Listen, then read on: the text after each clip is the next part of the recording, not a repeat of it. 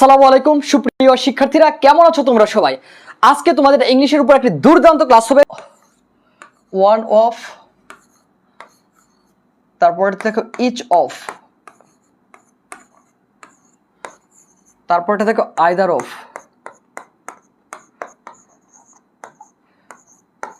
তারপরটা দেখো neither of,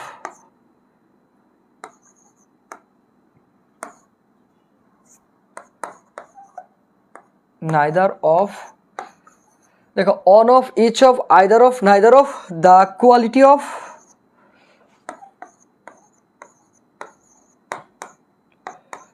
the quality of, ছোট করে নি, তারপরটা দেখো the quantity of,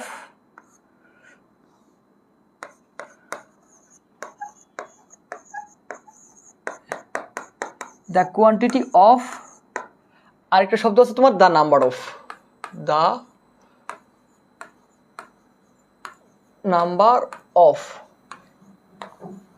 দেখো খুবই মজার বিষয়, 7টা ওয়ার্ড তোমাদের একটু মুখস্থ রাখতে হবে। 1 2 3 4 5 6 7। তাহলে কিভাবে মুখস্থ রাখবা? One of, each of, either of, neither of, the quality of, the quantity of, the number of. এই ওয়ার্ডগুলো যদি সেন্টেন্সের শুরুতে থাকে, দেখো এই ওয়ার্ডগুলো যদি সেন্টেন্সের শুরুতে থাকে, তার পরবর্তী নাউনটা হবে কেমন? নাউন হবে প্লুরাল। দেখো নাউন, তার পরবর্তীতে নাউনটা কেমন হয়ে যাবে? দেখো নাউন হয়ে যাবে প্লুরাল। একটু খেয়াল করো, দেখো নাউনটা কেমন হয়ে যাবে? নাউন হয়ে যাবে প্লুরাল। এবং এর পরবর্তীতে যে ভার্বটি থাকবে সেই ভার্বটি কেমন হয়ে যাবে? সিঙ্গুলার। খুবই গুরুত্বপূর্ণ নিয়ম, একটু নোট ডাউন করে নাও অথবা স্ক্রিনশট দিয়ে নাও। দেখো আমাদের 7টা ওয়ার্ড এখানে বোর্ডে লিখলাম। One of, each of, either of, neither of, the quality of, the quantity of. বুঝতে পারছো? এইগুলোর পরবর্তীতে যদি একটা নাউন থাকে, সেই নাউনটা কেমন হবে? নাউনটা হবে প্লুরাল, কিন্তু ভার্বটা হবে কি? সিঙ্গুলার। একটা এক্সাম্পল দিচ্ছি, সবাই একটু খেয়াল করো।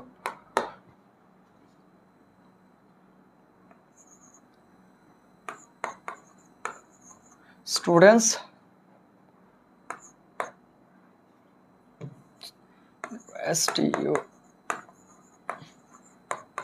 students dash here। তার বলো, সবাই একটু অ্যান্সার করো। ইজ অথবা আর কি হবে? স্টুডেন্ট ইজ হেয়ার, শিক্ষার্থীরা এখানে নাকি আর হেয়ার? দেখো আমাদের অ্যান্সারটা হবে আর, নট ইজ। দেখো স্টুডেন্ট ইজ হেয়ার এটা হবে না, কারণ স্টুডেন্টসটা কি? প্লুরাল। সেই কারণে আমাদের ভার্বটা কেমন হবে? প্লুরাল ভার্ব হবে। যখন নাউনটা প্লুরাল হয়, ভার্বটা কি হবে? প্লুরাল হবে। কিন্তু এই স্টুডেন্টস এর পরেও ভার্ব ইজ হতে পারে। কখন হতে পারে? দেখো একটু বিষয়টা আমি একটু ক্লিয়ারিফাই করে দিই। দেখো যদি সেন্টেন্সটা এমন থাকতো, যদি সেন্টেন্সটা কেমন থাকে, দেখো এর পূর্বে যদি আমরা লিখে দিই যে on of, one of, on of my students, আমার অনেকগুলো শিক্ষার্থীদের মধ্যে একজন শিক্ষার্থী, যদি এটা থাকে, দেখো অন অফ জাস্ট এরপর মাইটা লিখে দিলাম। অন অফ মাই স্টুডেন্টস এর বাংলা কি অর্থ কি দাঁড়াচ্ছে? আমার অনেকগুলো শিক্ষার্থীর মধ্যে একজন শিক্ষার্থী। তখন ভার্বটা তখন আর হবে না, তখন ভার্বটা কি হয়ে যাবে? ইজ হয়ে যাবে। দেখো জাস্ট এখানে দেখো স্টুডেন্টস ঠিকই আছে, কিন্তু তারপরে কখন ভার্ব ইজ হয়? যদি তার পূর্বে এই ওয়ার্ডগুলো থাকে, on of, each of, either of, neither of, the quality of, the quantity of. বুঝতে পারছো? Each of the things dash found in India. Were, is, have, আর কি হবে অ্যান্সার?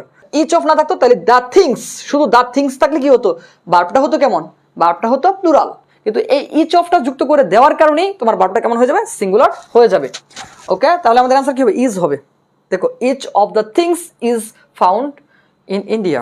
দেখো নাইদার অফ, এই 7টা ওয়ার্ডের মধ্যে একটা অন্যতম ওয়ার্ড ছিল কি? Neither of. তারপরে নাউনটা হয় প্লুরাল, ভার্বটা হয় কেমন? সিঙ্গুলার। আর আমরা জানি সিঙ্গুলার ভার্বের সাথে কি হয়? এস বা ইএস যুক্ত হয়।